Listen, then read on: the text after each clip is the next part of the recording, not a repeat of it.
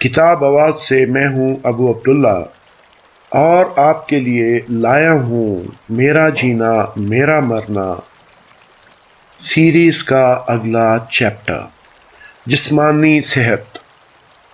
طاقتور مومن اللہ کے نزدیک کمزور مومن سے زیادہ بہتر اور محبوب ہے۔ ابن ماجہ۔ مریض اور کمزور جسم والے انسان کی زندگی بے رونق اور حسرت و یاس کا نمونہ ہوتی ہے، جبکہ صحت مند اور مضبوط جسم والا انسان زندگی کے ولولوں، امنگوں اور پرمسرت لمحوں سے بھرپور فائدہ اٹھاتا ہے۔ مومن کے لیے طاقتور ہونا ضروری اور پسندیدہ سمجھا گیا ہے تاکہ وہ زندگی میں ہر وقت مجاہدانہ کارکردگی کے لیے خود کو تیار رکھ سکے اور دینی فرائض کی ادائیگی کی خاطر اپنی جسمانی قوتوں کو غیر ضروری اور بے مقصد مشغلوں میں ضائع نہ کرے۔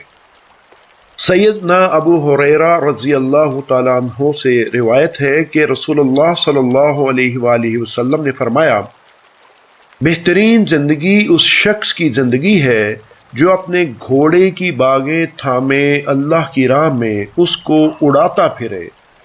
جہاں کسی خطرے کی خبر سنی، گھوڑے کو اسی سمت دوڑا دیا۔ قتل فی سبیل اللہ اور موت سے ایسا بے خوف ہے گویا اس کی تلاش میں ہے۔ صحیح مسلم۔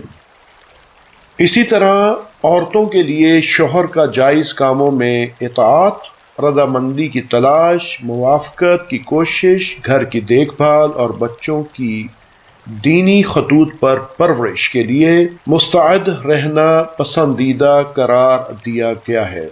بہرحال جسمانی صحت برقرار رکھنے اور بیماریوں سے بچنے کے لیے حفظ ما تقدم کے طور پر جو احتیاطی تدابیر اور پرہیز ہمیں آج کی سائنس بتا رہی ہے، وہ 1400 سال پہلے سنت نبوی صلی اللہ علیہ وآلہ وسلم کے ذریعے ہم مسلمانوں کے علم میں آ چکی ہیں۔ ان میں سے چند ایک کو بھی اگر ہم عادات کے طور پر اپنا لیں تو صحت سے متعلق بہت سے مسائل حل ہو جائیں اور بیماری قریب آنے کا نام نہ لے الا ماشاء اللہ۔ احتیاطی تدابیر۔ نمبر 1، جسمانی صفائی۔ جسم، لباس اور استعمال کی تمام اشیاء کی صفائی کا خیال رکھنا، غسل اور طہارت کے اہتمام کرتے رہنا، دن میں 5 دفعہ وضو کرنا، مسواک کرنا، وضو میں سر کا مسح، انگلیوں اور داڑھی کا خلال کرنا وغیرہ۔ نبی کریم صلی اللہ علیہ وآلہ وسلم نے فرمایا، 5 صفات خصال فطرت میں سے ہیں۔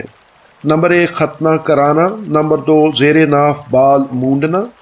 نمبر 3، مونچھیں کاٹنا۔ نمبر 4، ناخن تراشنا۔ اور نمبر 5، بغل کے بال اکھیڑنا۔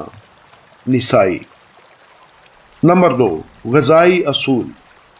جسمانی ضرورت مثلاً قد کاٹ، عمر اور کام کاج کی نوعیت کا اعتبار سے غذا کی قسم اور مقدار کا تعین کرنا۔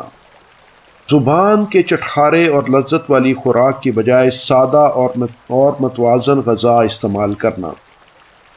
بھوک لگنے پر کھانا شروع کرنا اور کچھ بھوک رہتی ہو تو کھانا چھوڑ دینا، نیز اس پر ایک مسنون اصول یاد رکھنا بھی فائدہ مند ہے۔ 1/3 حصہ کھانا، 1 حصہ پانی، 1 حصہ سانس کے لیے خالی رکھیں۔ ترمذی۔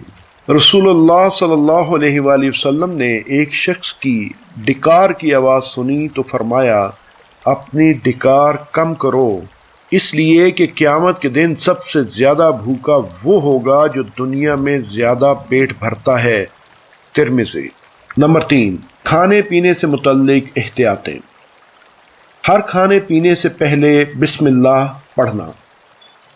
پانی اور دیگر مشروبات بیٹھ کر پینا۔ دیکھ کر پینا، 3 سانس میں پینا۔ پینے کی چیزوں میں پھونک نہ مارنا۔ کھانے کے دوران بار بار پانی نہ پینا۔ بہت زیادہ ٹھنڈا یا بہت زیادہ گرم مشروب پینے سے پرہیز کرنا، خصوصاً ان دونوں کو اوپر تلے استعمال کرنے سے بچنا، کیمیکل سے بنے مشروبات کو عادت نہ بنانا، نشہ آور اشیاء کھانے یا پینے سے مکمل طور پر بچنا، چائے اور کافی کا غیر ضروری استعمال ترک کرنا وغیرہ، وقت پر کھانا اور جوش ٹھنڈا ہونے پر کھانا، گرم غذا کو سرد کے ساتھ اور تازہ کو باسی کے ساتھ ملا کر نہ کھانا، سبزیاں اور پھل دھو کر استعمال کرنا، کھا پی کر الحمدللہ کہنا، مٹی کھانے سے پرہیز کرنا، کھانے کے برتن ڈھانپ کر رکھنا وغیرہ، باورچی خانے کی صفائی کا خاص خیال رکھنا۔ اللہ کے رسول صلی اللہ علیہ وآلہ وسلم نے فرمایا، کوئی شخص نہ بائیں ہاتھ سے کھانا کھائے اور نہ ہی کچھ پیے کہ بائیں ہاتھ سے کھانا پینا شیطان کا طریقہ ہے۔ صحیح مسلم۔ نمبر 4، کیلولا اور چہل قدمی۔ عربی کا مشہور مقولہ ہے، تعدی تمدی، تعشى تمشى۔ دوپہر کا کھانا کھاؤ تو لیٹ جاؤ، رات کا کھانا کھاؤ تو چہل قدمی کرو۔ کیلولا یعنی دوپہر کے آرام سے مراد گہری نیند سونا نہیں بلکہ ہلکی نیند لینا ہے۔ After lunch rest a while, after dinner walk a mile۔ اس اصول کو عادت بنا لینا، روزانہ ہلکی پھلکی ورزش اور نماز فجر کے بعد تازہ ہوا میں گہرے سانس لینا پھیپھڑوں کی بہت سی بیماریوں سے بچاؤ کے علاوہ جسم کو چاقو چوبند رکھتا ہے۔ اوقات نیند و بیداری۔ دعائے نبی کریم صلی اللہ علیہ وآلہ وسلم۔ اے اللہ میری امت کے لیے صبح سویرے اٹھنے میں برکت دے، آمین۔ ابو داؤد۔ رات کو جلدی سونا اور صبح جلدی جاگنا ایک عبادت گزار مسلمان لازماً اس کا خود بخود عادی ہو جاتا ہے۔ اسی طرح ضرورت سے زیادہ سونا یا بے خوابی کا مریض ہونا پوری صحت کو متاثر کر سکتا ہے۔ اس خرابی سے بچنے کا بہترین حل نبی کریم صلی اللہ علیہ وآلہ وسلم نے یہ بتایا کہ سونے سے پہلے وضو کرو، صحیح بخاری۔ اس حدیث پر عمل کرنے کے علاوہ سونے سے پہلے مسنون اذکار اور دعائیں پڑھنا بھی فائدہ مند ہے۔ سیدنا ابو ہریرہ رضی اللہ تعالی عنہ سے روایت ہے کہ رسول اللہ صلی اللہ علیہ وآلہ وسلم نے فرمایا، جب آدمی رات کو سو جاتا ہے تو شیطان اس کی گدی پر 3 گرہیں لگاتا ہے۔ ہر گرہ پر یہ پھونک دیتا ہے کہ ابھی تو بہت رات ہے، سو جا۔ پھر اگر آدمی بیدار ہو گیا اور اللہ کا ذکر کیا تو ایک گرہ کھل جاتی ہے، اگر اس نے وضو کر لیا تو دوسری گرہ کھل جاتی ہے، اس کے بعد اگر اس نے نماز پڑھی تو تیسری گرہ بھی کھل جاتی ہے، اور وہ صبح کو تازہ دم اور خوش مزاج اٹھتا ہے، ورنہ تمام دن وہ بد دل اور سست جسم رہتا ہے۔ صحیح بخاری۔ سونے جاگنے کے اوقات کو اپنی گرفت میں لینے کے لیے مزید آسان اور مفید طریقے اپنا لیے جائیں تو ساری مشکل آسان ہو سکتی ہے۔